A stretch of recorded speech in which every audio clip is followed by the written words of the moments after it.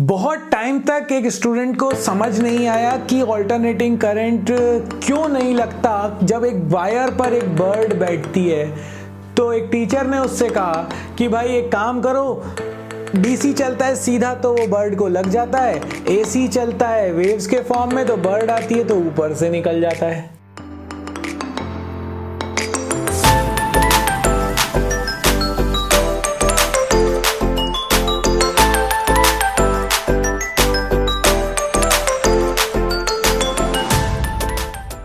तो चलिए शुरू करते हैं हम ऑल्टरनेटिंग करंट की कहानी, और इस वीडियो में हम बात करेंगे एसी की।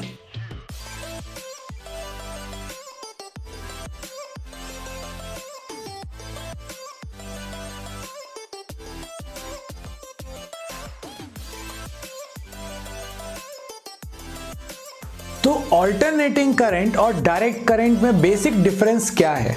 तो देखो, डायरेक्ट करंट जो होता है उसका मैग्नीट्यूड और डायरेक्शन दोनों कांस्टेंट रहते हैं टाइम के साथ, तो वो मेरे पास कहलाता है डायरेक्ट करंट। हम लोगों ने एक और पढ़ा था पल्सेटिंग डायरेक्ट, याद है?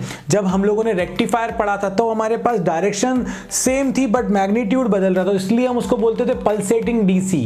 तो यहां पर तो अगर हम प्योर डीसी की बात करें तो डायरेक्शन और मैग्नीट्यूड दोनों में से कुछ भी चेंज होने वाला नहीं है।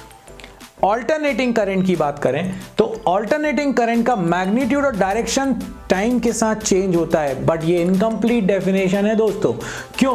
क्योंकि मैग्नीट्यूड और डायरेक्शन टाइम के साथ चेंज होता है बट पीरियोडिकली अपने आप को रिपीट करता है, पीरियोडिकली अपने आप को रिपीट करता है, ये ध्यान रखना। देखो, ये जैसे मेरे पास एक ऑल्टरनेटिंग करंट जब सोचते हैं तो साइन वेव ही तो दिमाग में आती है।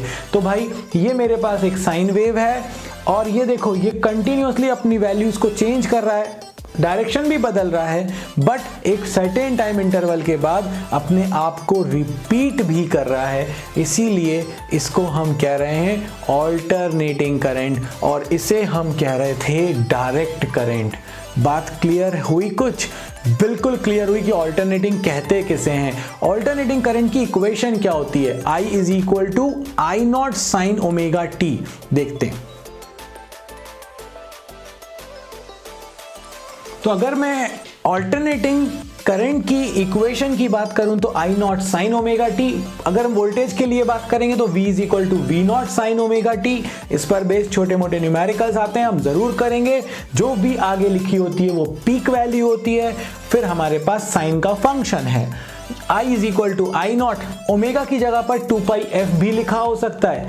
तो ये भी हमारे पास सेम इक्वेशन है बट फ्रीक्वेंसी के टर्म्स में, या एंगुलर वेलोसिटी के टर्म्स में थी ओमेगा, ये हो गया 2πf, और f को लिख सकते हैं हम 1 टाइम पीरियड। तो I इज इक्वल टू आ जाएगा I not sine 2π/t into small t।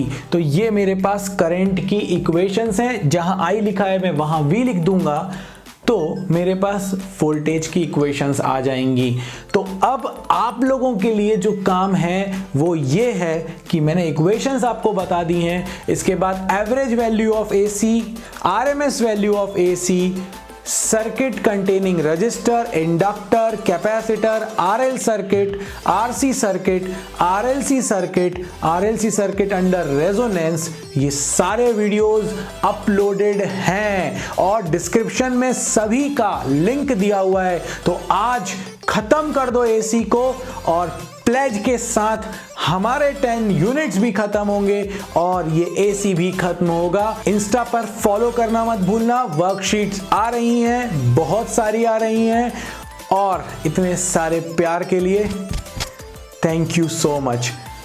इस वीडियो में इतना ही। जय हो।